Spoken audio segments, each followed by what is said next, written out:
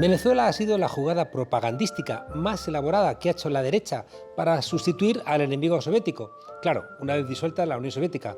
Y también porque el enemigo árabe tampoco servía, porque Estados Unidos estaba apoyando al ISIS y ahí estaba Arabia Saudí. Y encima también no es muy creíble que nadie piense implantar en Vallecas el Estado Islámico. Venezuela cubría todos los ángulos.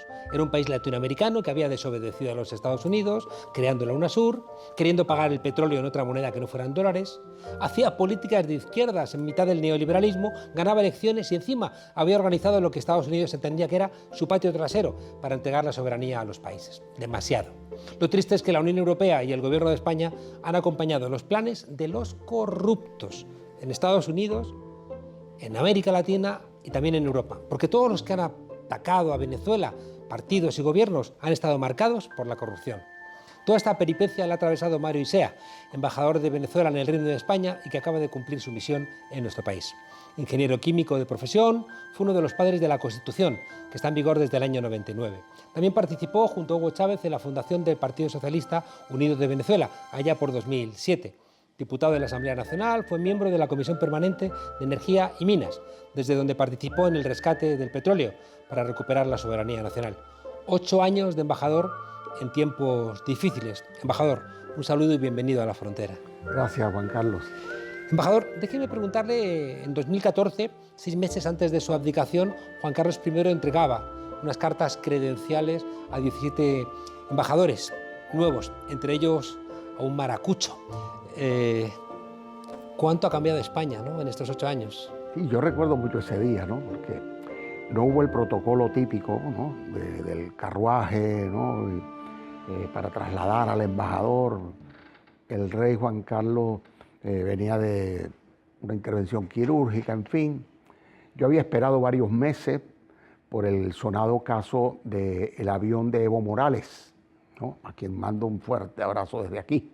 Donde el gobierno de España se metió dentro del avión de Evo Morales para buscar a Snowden. A Snowden, una cosa Acusaban vergonzosa. de que Snowden estaba allí y no le dejaban aterrizar para reabastecerse de combustible. Los países del ALBA protestaron muy fuerte, Venezuela a la cabeza, y por eso el beneplácito para mí se tardó muchísimo. El ministro Margallo, que después da lecciones. Luego ese día de que diplomacia. entregamos cartas credenciales al rey, conversé un poco con él, me dijo, muy bajito, que había aprendido a conocer, a admirar y a respetar a Chávez y que se sentía su amigo.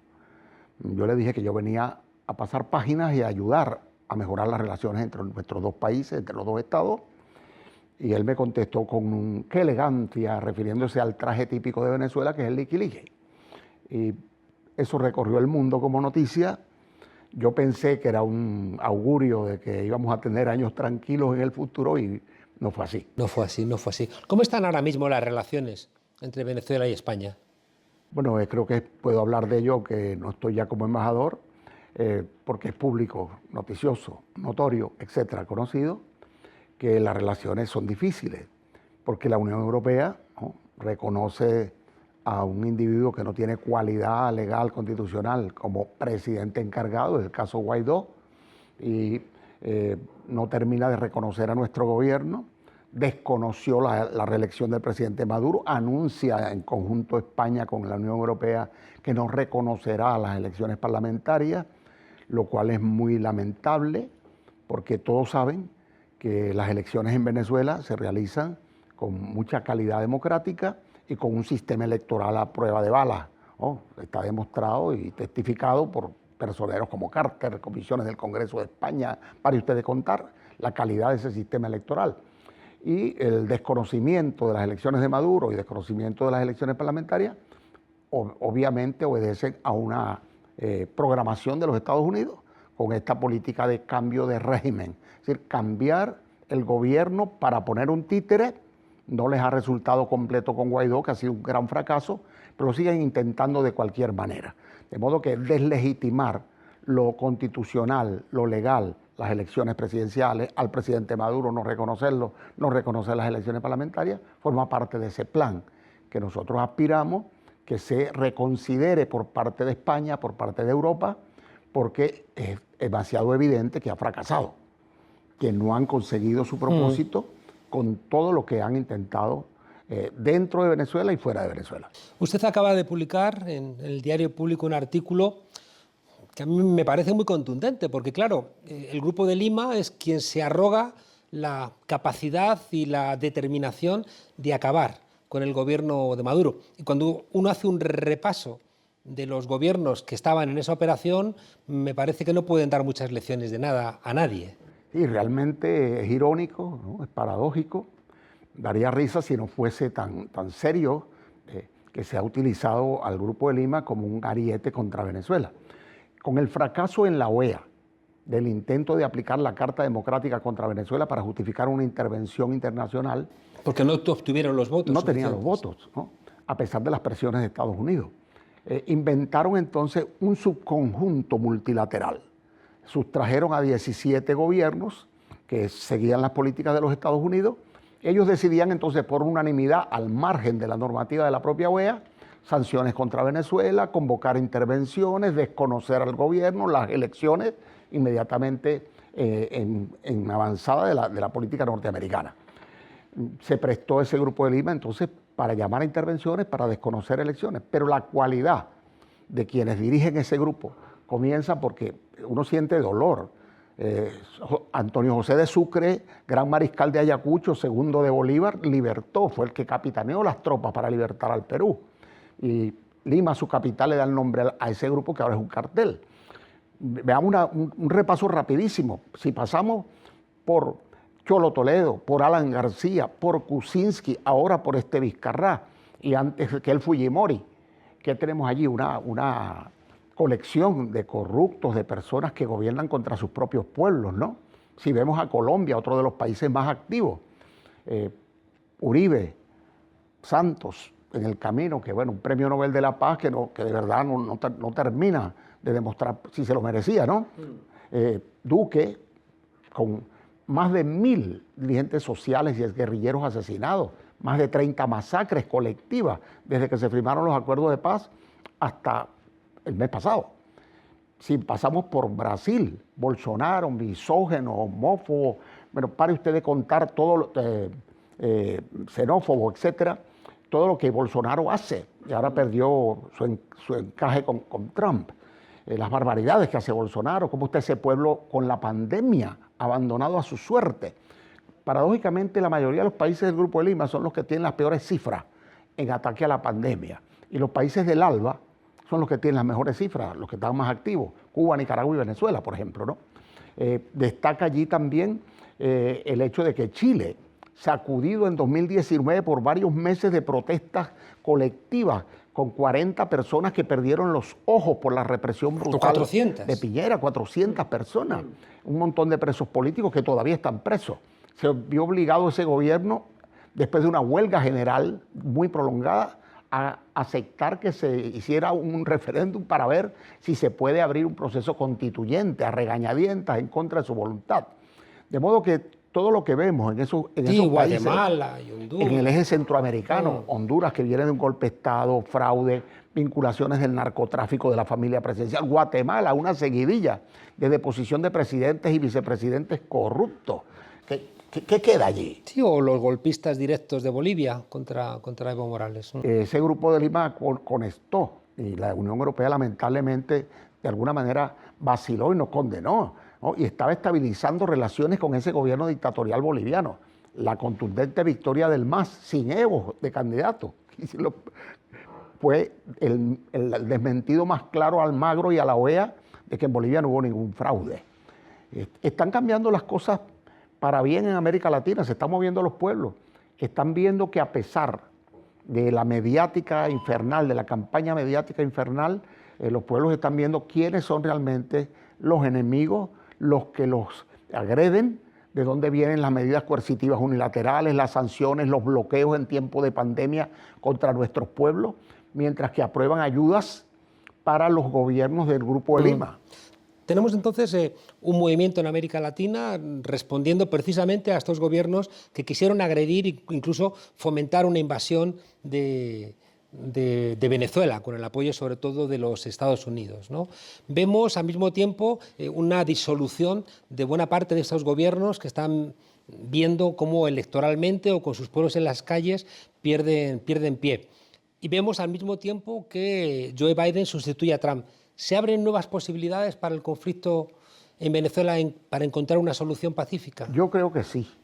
Yo creo que sí, porque el mero hecho de que se convoque una elección parlamentaria y buena parte de la oposición deslinda de la oposición violenta, terrorista, alienada con Estados Unidos. Están participando cerca de más de 90 organizaciones de oposición, de 117 que están inscritas en el proceso electoral entre organizaciones nacionales y regionales. Esto tiene que llamar la atención. El plan Guaidó fracasado por completo, la oposición que instaló una Asamblea Nacional distinta a la de Guaidó, aunque ese hecho se trató de invisibilizar, toma cuerpo en una mesa de diálogo y en acuerdos con las fuerzas que apoyan al gobierno, llega por la democracia, por la soberanía, por la no injerencia, a avalar las elecciones parlamentarias. Yo creo que eso tiene que mirarlo Biden, que recibió el apoyo de Sanders, que recibió el apoyo de muchos movimientos que repudian el desastre que ha hecho Trump contra el multilateralismo, contra el cambio climático, contra el control de armas nucleares, etc. Y esos movimientos tienen que ser escuchados por Joe Biden, independientemente de que él representa intereses del establishment, ¿verdad? Es evidente que hay un cambio geopolítico muy importante, lo que gravita a China, lo que gravita a la propia Rusia y lo que comenzarán a gravitar de nuevo estos países que se van alineando de nuevo hacia la idea de reconstruir la CELAC, la UNASUR, por el cambio de política internacional de México con López Obrador, por la reconquista de la soberanía boliviana, por el cambio de política internacional de Argentina, porque aquí cuando México y Argentina se desacoplaron de las políticas seguidistas del Grupo Lima, aquí actuaban como si no hubiera pasado nada, como si el Grupo Lima siguiera siendo un toro robusto o un percherón que arrastraba el carro, como decía Winston Churchill. No, se convirtió en famélico, ¿no? Ese grupo es famélico, corrupto, desacreditado, no puede ser la guía de la política europea, ¿no?, con respecto a América Latina. Embajador, ¿qué hace el gobierno de España, que es un gobierno de izquierdas, donde está el PSOE y Unidas Podemos, acompañando políticas donde está, ya como usted bien ha planteado, enloquecidos como Trump y después gobiernos corruptos como los del Grupo de Lima? Yo en mi gestión de embajador siempre llevé el mensaje de que era necesaria una rectificación, que no se podía seguir cabalgando sobre el error de haber reconocido a Guaidó bajo la creencia de que el presidente Maduro caía en una semana, que fue lo que transmitió Estados Unidos. Recuerdo que en el libro de Bolton, Trump le decía, confiesa a Bolton, decía, mira, dile a este que vamos a autoproclamar que tiene que decir que me jura lealtad a mí y a los Estados Unidos y a nadie más, ¿no? De manera que queda evidenciado que fue una jugada del gobierno norteamericano y que no puede continuar bajo ese error de seguidismo una política equivocada. América Latina, la que le hace contrapeso a Estados Unidos, no es la América Latina, los gobiernos sumisos a Estados Unidos, son los gobiernos progresistas. Esos gobiernos venían Evo y Correa y los Kirchner y Lula y Chávez, son el contrapeso para la política internacional española y europea. Es más conveniente una buena relación con ese tipo de gobiernos que con gobiernos seguidistas corruptos como los que están en el Cártel de Lima. Casi para terminar, me ha parecido escuchar opiniones discrepantes de Borrell y de la ministra González Laya. ¿Eso es posible? Bueno, no quiero meterme en esos detalles, ¿no? A veces hay matices en lo que dicen, a veces sí uno interpreta que no son exactamente coincidentes las posturas, pero lo que dice la prensa también, por eso es peligroso. Yo me quedo con lo que en su momento como embajador conversaba con el señor Borrell, lo que conversaba con muchos personeros de políticos progresistas españoles, donde siento que hay un buen sustrato para plantearse un análisis y una reflexión y reconsideración de la política, sobre todo porque fracasó la política de cambio de régimen de los Estados Unidos, de imponernos por la vía de las sanciones, de matarnos de hambre para que nos arrodillásemos. El pueblo venezolano no se va a rendir. La Unión Europea todavía no mueve ficha, el gobierno de España todavía no mueve ficha, pese al evidente fracaso de la política, pese a que Guaidó es un cero a la izquierda se ha ido al basurero de la historia, como muchos de los que la apoyaron, entre ellos Donald Trump. Sin embargo, tengo la sensación de que se quiere construir en Madrid una suerte de Miami, donde viene Leopoldo López, Aznar lo apadrina, el PP lo apadrina, los fascistas de Vox lo apadrinan, quiere entrar al embajador como embajador de Colombia a un tipo vinculado con sospechas de corrupción, de narcotráfico, perseguidor de la oposición. A mí me da un poco de miedo esa voluntad de convertir a Madrid en un centro cuasi del terrorismo latinoamericano. Yo creo que con el fracaso estruendoso de Guaidó, están tratando de reimplantar a Leopoldo López. Hay una campaña mediática intensísima desde que López apareció en escena. Dicho de paso, apareció con un gran fracaso el 30 de abril en aquel distribuidor Altamira en Caracas con Guaidó, que convocaba frente a la base militar de La Carlota al pueblo y a los militares a que tumbaran al gobierno, y no acudió nadie. Luego se refugió en la Embajada de Chile, se pasó a la de España. Eso en España hubiera sido catalogado como un acto de terrorismo. Bueno, y es el doble rasero, la contradicción sobre la que llamamos la atención. Luego se viene acá, es recibido con bombos y platillos, tiene participación en grandes medios de comunicación. Yo creo que no van a poder lavar esa imagen porque el fracaso fue la política, más allá de Guaidó, Leopoldo López, etcétera. Fíjate que en eso están, desde el 16 yo siempre presenté gráficos de conducta de la vocería española frente a Venezuela. Ahí en esos picos siempre hay procesos difíciles de España o procesos donde Estados Unidos está promoviendo intervenciones en Venezuela en el año 16. Y en el año 17 se triplican las apariciones, la vocería, las declaraciones, las acciones contra Venezuela. Resalta, por ejemplo, el pico más alto, tiene que ver con la convocatoria de elecciones de la Asamblea Nacional Constituyente en Venezuela, que pacificó el país. Ahí podemos ver, bueno, en momentos de elecciones, de toma de posesión, de debates álgidos en España, cómo subía la vocería para usar a Venezuela como pote de humo. De modo que no es nada nuevo, ¿no? Esta práctica ya se hizo con Ledesma. Por ejemplo, cuando se fugó Ledesma, hubo un pico de la vocería española de derecha contra Venezuela increíble. Ahora con lo de López pasa lo mismo, ¿no? De manera que no creo que esa práctica recurrente de instrumentalizar a Venezuela con fines internos siga dando rédito. Y lo que procede es que los sectores democráticos, serios, honestos, progresistas de España y de Europa reflexionen y permitan, ya si no han enviado gente a ver las elecciones, a acompañar las elecciones, como se les invitó a la Unión Europea y a todo la representación política en España, que por lo menos respeten el resultado, que estoy seguro va a ser un resultado democrático, diverso. Ahí va a haber representación del chavismo, pero también va a haber representación de una oposición moderada que no quiere injerencia norteamericana. Nos hemos comido el tiempo, pero no quiero dejar de preguntarle por qué no se ha retrasado la convocatoria de las elecciones, que es algo que desde España algunos dicen no entender. ¿Cuáles han sido las razones del gobierno de Venezuela para no retrasar la convocatoria de elecciones? En Venezuela, a diferencia de España, aquí el presidente del gobierno o los presidentes de las autonomías pueden convocar elecciones adelantadas. En Venezuela la elección presidencial está establecida por mandato de la Constitución, igual que la elección parlamentaria. El mandato de los diputados de la Asamblea Nacional, y yo fui diputado de la Asamblea Nacional, dura 5 años. Y la Asamblea Nacional se instala el 5 de enero del primer año del periodo parlamentario. De modo que el periodo está vencido, toca renovar la Asamblea Nacional, tiene que hacerse ahora en diciembre, no hay otra oportunidad.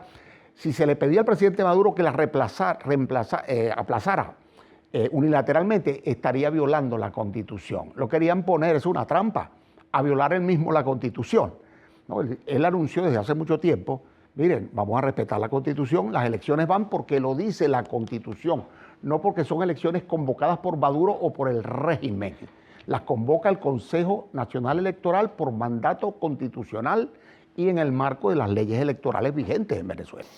Embajador, lo que hemos visto que ha hecho la derecha y la extrema derecha con comportamientos fascistas en Venezuela, de agresiones, mentiras, intentos de derrocamiento por lawfare, amenazas de fuerza, al final nos han regresado a España y Europa y vemos comportamientos agresivos de la derecha y de la extrema derecha en muchos lugares contra, por ejemplo, el gobierno de coalición en España. Por tanto, quizá un buen recordatorio sería que todo lo que permites que ocurra en otros países, cuidado, porque te puede regresar a tu propio país. Para despedirnos, embajador, 8 años en España, déjenos... 7. 7, vale, 7. Déjenos un mensaje en su despedida para nuestros compatriotas. Sí, bueno, primero un mensaje de afecto por el pueblo de todo el Estado español.